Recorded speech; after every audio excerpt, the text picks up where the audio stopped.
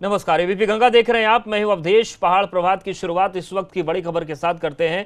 उत्तराखंड में कोरोना का आंकड़ा 5000 के पार पहुंच गया है। 24 घंटे में कोरोना के 451 नए पॉजिटिव केस आए हैं। प्रदेश में कोरोना मरीजों की संख्या अब 5300 हो गई है। उत्तराखंड में कोरोना से अब तक 57 लोगों की मौत हो चुकी है। हरिद्वार में कोरोना के 204 नए मामले सामने आए हैं। उधम सिंह नगर में 98, नैनीताल में 73 नए मामले कोरोना के मिले हैं। तो लगातार आंकड़े बढ़ रहे हैं और ये वही उत्तराखंड है जो पूरे देश में सबसे कम संख्या के साथ अच्छे खासे दिनों तक बना रहा। लेकिन प्रवासियों की जैसे ही वापसी होनी शुरू हुई, आंकड़े बढ़ने शुरू हुए और आज का अपडेट यह है कि उत्तराखंड में कोरोना के संक्रमण का आंकड़ा 5000 के पार पहुंच चुका है। रवि कैंतुरा हमारे साथ जुड़ रहे हैं देहरादून से। रवि, जिस तरीके से 24 घंटे के आंकड़ों की बात करें तो किस तरीके से बढ़ोतरी देखने को मिल रही है? जी देखिए अवधेश, आपने सही कहा कि ये उत्तराखंड वही है जहां पर सबसे कम संख्या में कोरोना के केसेस आ रहे थे और सबसे सुरक्षित जो है माना जा रहा था। पहाड़ी ज़िले तो ऐसे थे शुरुआत में जहां पर एक भी कोरोना का पेशेंट नहीं था, लेकिन अब पूरे उत्तराखंड में हर एक क्षेत्र में जो है कोरोना के मामले देखने को मिल रहे हैं। अगर कल की ही बात करें तो 15 मार्च को यहाँ पर सबसे पहला कोरोना का केस आया था और उसके बाद एक ही दिन में 451 केस ने सरकार के साथ साथ स्वास्थ्य विभाग की चिंताओं को भी बढ़ा दिया है। अकेले हरिद्वार में ही 200 केस आए हैं 24 घंटे के भीतर और पहले नंबर पर अभी देहरादून बना हुआ है जहां पर सबसे ज़्यादा केसेस हैं। 1200 से अधिक केस यहां पर हैं। दूसरे नंबर पर हरिद्वार आ गया है जहां पर 1000 केस होने वाले हैं ज़िले में और तीसरे पर उधम सिंह नगर की अगर बात करें तो वहाँ की स्थिति भी कुछ ऐसी ही है। तो लगातार जो संख्या बढ़ती जा रही है, कल के अगर आंकड़ों पर हम गौर करेंगे तो जो 451 मामले आए हैं उन 451 मामलों में 150 ऐसे मामले हैं जिनकी कोई ट्रैवल हिस्ट्री नहीं है और यहाँ तक कि ये किसी कोरोना संक्रमित व्यक्ति के भी संपर्क में नहीं आए हैं। तो ये एक बड़ी चिंता का विषय है। भले इससे कम्युनिटी स्प्रेड अभी जो है ना ही सरकार मानने के लिए तैयार है, ना ही स्वास्थ्य विभाग मानने के लिए तैयार है, लेकिन जिस तरीके से जो 150 मामले आए हैं उनकी कोई ट्रैवल हिस्ट्री नहीं है, किसी कोरोना संक्रमित व्यक्ति के वो संपर्क में नहीं आए, तो ऐसे में ये चिंताएं और ज़्यादा बढ़ जाती हैं कि कहीं हम कम्युनिटी स्प्रेड की तरफ तो नहीं है। इसके साथ ही कोई भी ज़िला ऐसा छूता नहीं है जहाँ पर कोरोना का संक्रमण ना हुआ हो। हालांकि स्वास्थ्य विभाग लगातार ये कोशिशें कर रहा है और सरकार का ये दावा है कि संख्या को रोका जा सकेगा, लेकिन फिलहाल जो आंकड़े हैं वो चौंकाने वाले हैं और चिंता और ज़्यादा बढ़ाते हैं। स्थिति प्रदेश की नाजुक बनी हुई है। शुरुआत में जैसे पूरे देश में कोरोना का संक्रमण रहा लेकिन उत्तराखंड सेफ था, लेकिन अब जैसे ही यहाँ पर प्रवासियों के लौटने का सिलसिला शुरू हुआ उसके बाद लगातार ये संख्या अवधेश बढ़ी है।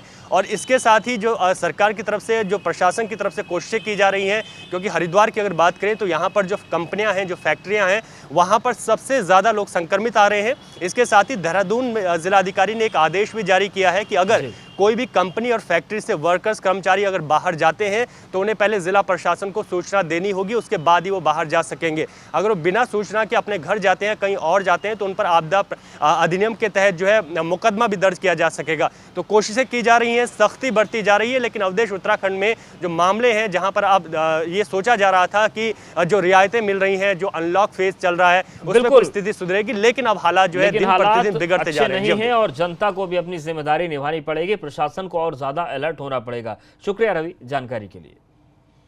कोरोना काल में जोशीमठ का सामुदायिक स्वास्थ्य केंद्र बदहाली की मार झेल रहा है। अस्पताल के वार्ड 1 में बिजली का बल्ब न होने की वजह से अंधेरे में ही मरीजों का इलाज हो रहा है।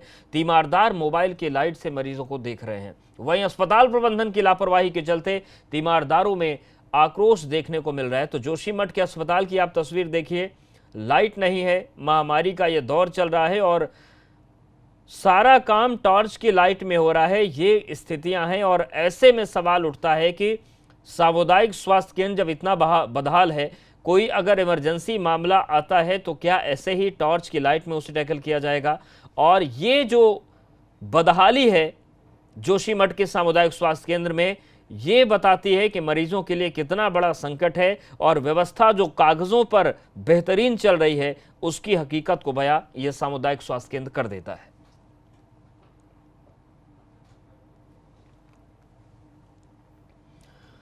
पिथौरागढ़ के टांगा गांव में बादल फटने से हुई तबाही के बाद रेस्क्यू ऑपरेशन जारी है। आज रेस्क्यू टीमों ने कुछ शव और बरामद किए, जिसके बाद अब तक 7 लोगों के शव बरामद हो चुके हैं, जबकि 4 लोग अभी भी लापता हैं।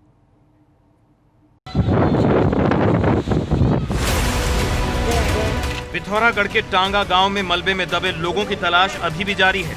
बादल फटने के बाद गांव में ऐसी तबाही मची कि पूरा गांव ही तहस नहस हो गया। रेस्क्यू ऑपरेशन में आ रही दिक्कतों को देखते हुए एसडीआरएफ के 13 और जवानों को बुलाया गया है। मौके पर एनडीआरएफ के 29, आईटीबीपी के 19, एसडीआरएफ के 23, राजस्व, पीआरडी, पुलिस संचार विभाग के 85 जवान रेस्क्यू में जुटे हैं। डांगा गांव में रेस्क्यू टीमें अभी तक 7 लोगों के शव बरामद कर चुकी है, जबकि 4 लोगों का अब तक कोई सुराग नहीं लगा। वक्त बीतने के साथ ही अब इन लोगों के बचने की संभावना भी लगभग खत्म हो गई। डांगा गांव में बादल फटने के बाद 3 घरों को नुकसान पहुंचा था। इस गांव में करीब 20 परिवार रहते हैं जो दहशत में जीने को मजबूर हैं। बारिश के बाद रास्ते तबाह हो गए हैं, जिस वजह से रेस्क्यू टीमों को बेहद मुश्किल हालात से गुजरकर गांव तक पहुंचना पड़ा। बंगापानी तहसील से करीब 15 किलोमीटर का पैदल सफर करने के बाद रेस्क्यू टीमें गांव तक पहुंची। ऐसे में आप खराब हालत का अंदाजा लगा सकते हैं। इस इलाके में संचार सुविधा नहीं होने से भी परेशानी बढ़ गई है। उधर सुरिंग गांव में बादल फटने से 12 परिवार बलौटा तोक के प्रभावित हुए हैं। इन परिवारों को जयंती गांव में शिफ्ट किया गया है, मगर सैला पानी में पहाड़ियों के दरकने से गांव के रास्ते बंद हो गए हैं। लोगों को किसी अनहोनी की आशंका का डर सता रहा है। पिथौरागढ़ में आपदा के कहर की वजह से कई रास्ते बंद हैं। टनकपुर तवा घाट नेशनल हाईवे कई जगह लैंडस्लाइड की वजह से बाधित है। हमारे ग्राम सभा हिमखोला में 2018 में जो बाढ़ आई थी, उसके पश्चात शासन प्रशासन ने कोई कदम यहाँ पर नहीं उठाए, सुरक्षा के कोई इंतज़ाम नहीं किया। लिहाजा जो है आज हमारा गांव पुनः खतरे की जद में आ चुका है और शासन प्रशासन जो है इस ओर कोई भी ध्यान नहीं दे रहा है। इस मार्ग पर लगातार भूस्खलन होने से आवाजाही में परेशानी हो रही है। चीन सीमा को जोड़ने वाले मार्ग के बंद होने से सेना के साथ ही आम लोगों को भी परेशानी हो रही है। पिथौरागढ़ से योगेश पाठक की रिपोर्ट, एबीपी गंगा।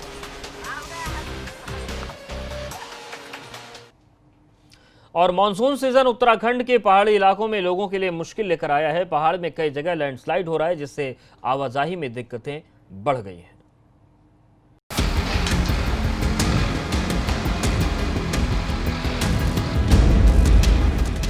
बड़कोट में बारिश के बाद पहाड़ी दरक रही है। यमुनोत्री हाईवे पर किसारी खड्ड के पास बड़ा लैंडस्लाइड हुआ है, जिस वजह से हाईवे बाधित है। पहाड़ी से बड़े बड़े बोल्डर और मलबा हाईवे पर आ गिरा, जिसके चलते रोड घंटों तक बाधित रहा।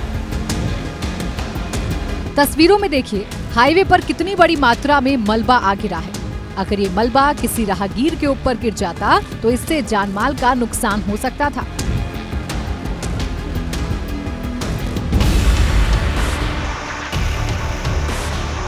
उधर चमोली में बद्रीनाथ नेशनल हाईवे पर पीपल कोटी के पास बड़ी मात्रा में मलबा हाईवे पर गिरा।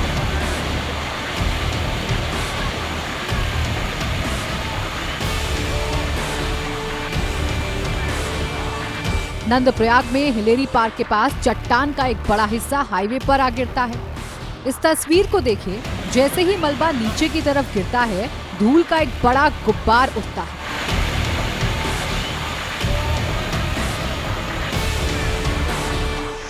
पहले पहाड़ी में अचानक हलचल शुरू होती है, देखते ही देखते पूरी चट्टान नीचे की तरफ ढह जाती है। इस दौरान मलबे के साथ में पेड़ और बड़े बड़े पत्थर नीचे गिरने लगते हैं।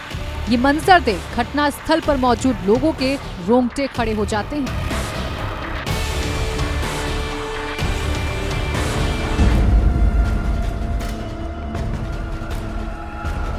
जोशीमठ में लामबगड़ के पास बद्रीनाथ हाईवे पर लगातार मलबा गिर रहा है। बरसात के मौसम में लामबगड़ स्लाइड सक्रिय हो गया है, जिससे रुक रुक कर मलबा गिर रहा है।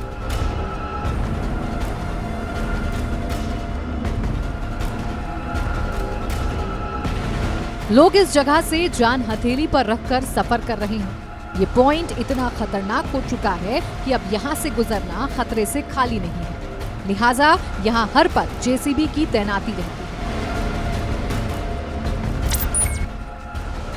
बद्रीनाथ हाईवे के लिए इस रास्ते का इस्तेमाल होता है। ऐसे में लगातार गिरता मलबा राहगीरों की राह में रोड़ा बन रहा है। जोशीमठ से रणजीत रावत, चमोली से लक्ष्मण राणा के साथ बरकोट से नितिन चौहान की रिपोर्ट, एबीपी गंगा।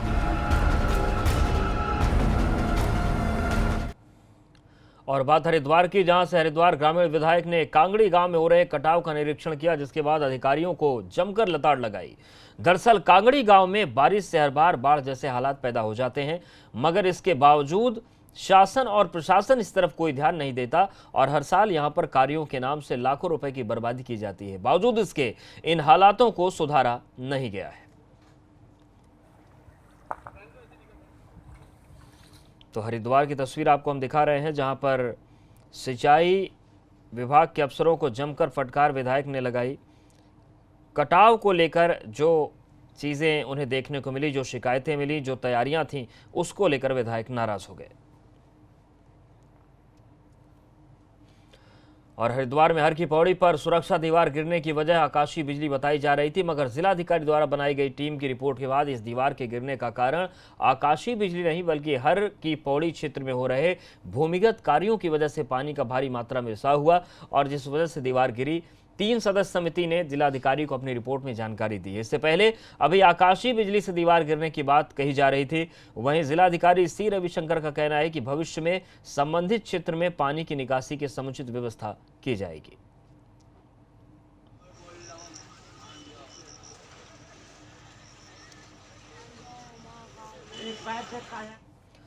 और मसूरी के पूर्व पालिका अध्यक्ष ओपी उनियाल की शिकायत पर मसूरी नगर पालिका द्वारा कराए जा रहे निर्माण कार्यों की जांच शुरू हो गई है। अनियमितताओं की शिकायत पर जिलाधिकारी देहरादून के निर्देश पर एसडीएम प्रेमलाल ने लोक निर्माण विभाग और पालिका के अधिकारियों के साथ जांच शुरू कर दी है। टीम ने मासोनिक लॉज बस स्टैंड के निर्माणाधीन पार्किंग, मसूरी मॉल रोड पर कराए जा रहे सौंदर्यीकरण और गांधी चौक पर बनाए जा रहे वेंडर जोन का निरीक्षण किया। एसडीएम मसूरी प्रेमलाल के मुताबिक पूर्व पालिका अध्यक्ष ओपी उनियाल की शिकायत के बाद पालिका ने निर्माण कार्यों की जांच की जा रही है। सभी शिकायतों की पत्रावली को तलब कर लिया गया है।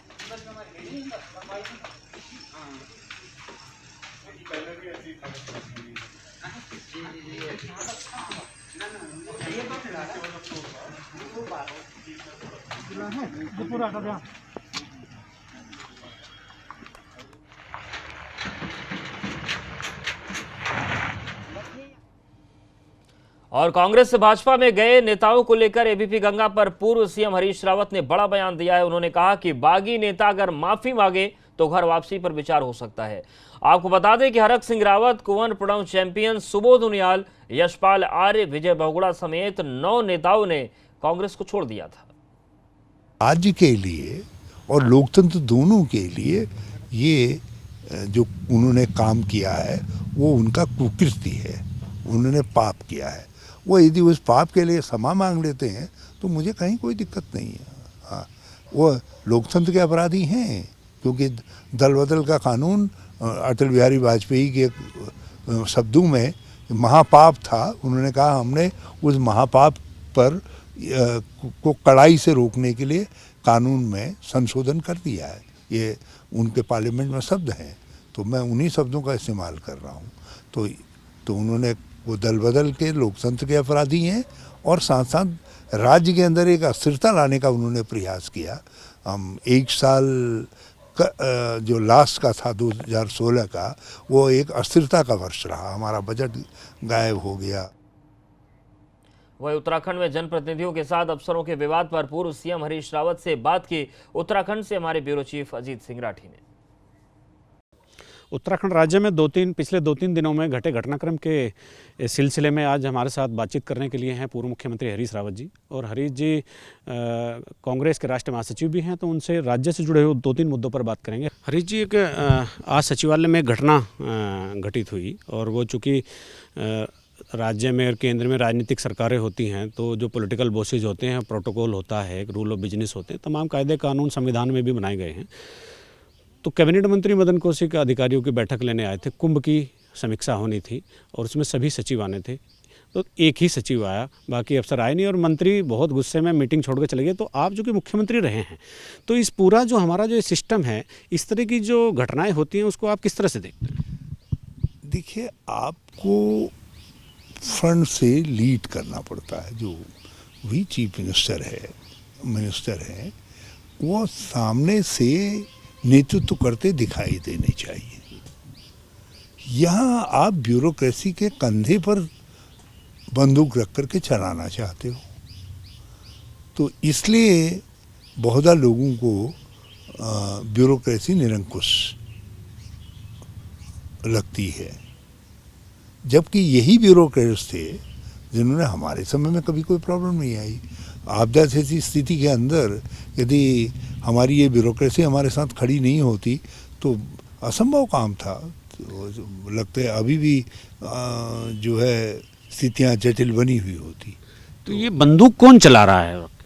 मैं ये समझता हूँ कि सरकार के स्तर पर, मैं मुख्यमंत्री पर तो ये बात नहीं कहूँगा, लेकिन कहीं न कहीं पर जो एक समझ होनी चाहिए, कैसे ब्यूरोक्रेसी से डील करना भी एक आर्ट है। तो वो आर्ट आपको गवर्नमेंट में मैंने पैदा करना पड़ेगा। हरी जी, देख रहा हूँ विधायक मंत्री की उपस्थिति में उठ करके चले जा रहे हैं अधिकारियों पर तोहमत लगाते हुए। मंत्रीगण इस तरीके की बात कर रहे हैं।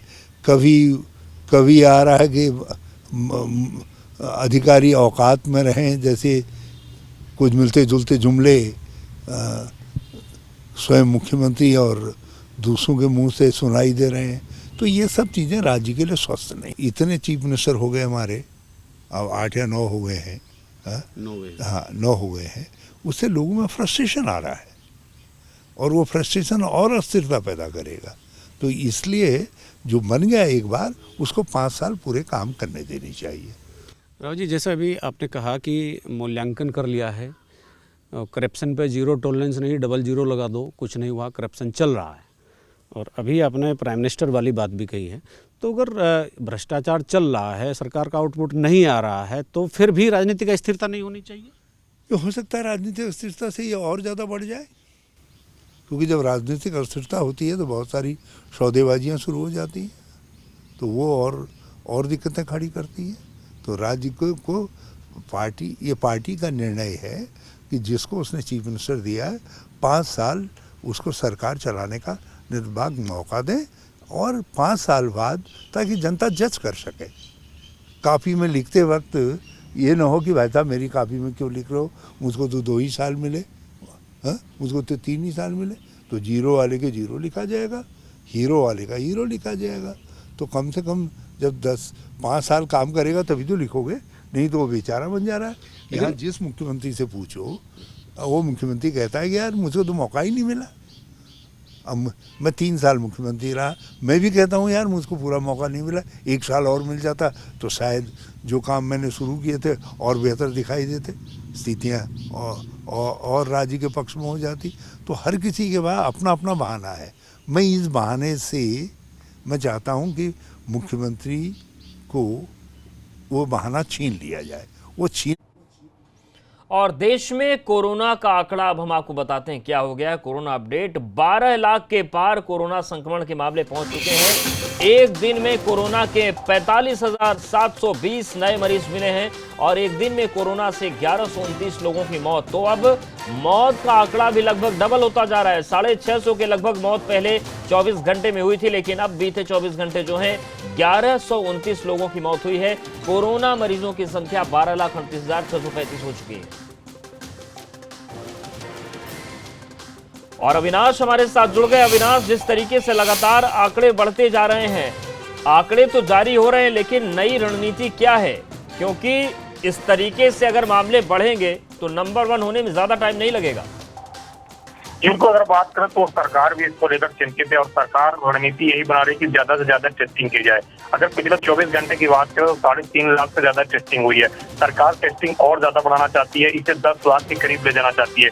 लेकिन जिस प्रकार से IMA भी कह रहा है और कहीं ना कहीं एम्स के निदेशक भी ये मान रहे हैं कि कोरोना का कम्युनिटी ट्रांसमिशन हो गया है। हालांकि अभी तक ICMR या सरकार ने इसको आधिकारिक तौर पर नहीं माना है, लेकिन कई सारे लोग अब ये कहने लग गए हैं कई सारे इलाके में कोरोना का कम्युनिटी ट्रांसमिशन हो गया। अब ऐसे में एक ही इसकी उपाय है कि ज्यादा से ज्यादा ट्रेस किया जाए, ज्यादा से ज्यादा जांच की जाए, और सरकार अब उसी ओर बढ़ रही है। लगातार केंद्रीय स्वास्थ्य मंत्रालय अब इसी दिशा में बढ़ रहा है कि ज्यादा से ज्यादा टेस्टिंग किया जाए, ट्रेस किया जाए और लोगों को जल्द से जल्द आइसोलेट किया जाए, ठीक किया जाए। लेकिन फिलहाल और इन चीजों को, इसके दायरों को बढ़ाना होगा, जल्द बढ़ाना होगा। शुक्रिया अविनाश जानकारी के लिए, अपडेट्स के लिए। और यहाँ पर वक्त एक छोटे से ब्रेक का है।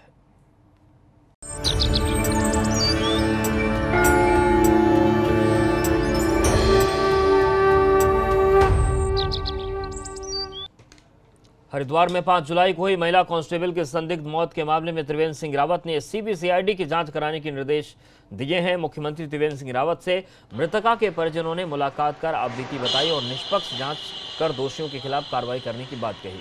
इसके बाद सीएम त्रिवेंद्र ने इस मामले की जांच सीबीसीआईडी को सौंप दी है। साथ ही इस पूरे प्रकरण में अभी तक एक कांस्टेबल को निलंबित किया जा चुका है।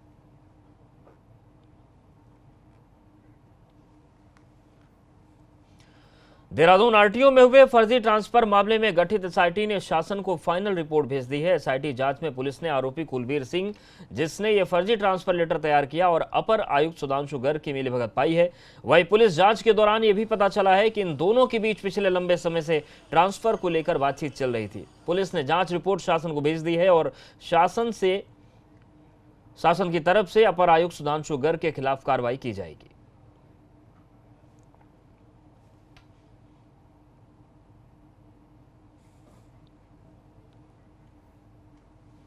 और इस बुलेटिन फिलहाल इतना ही। बने रहिए हमारे साथ।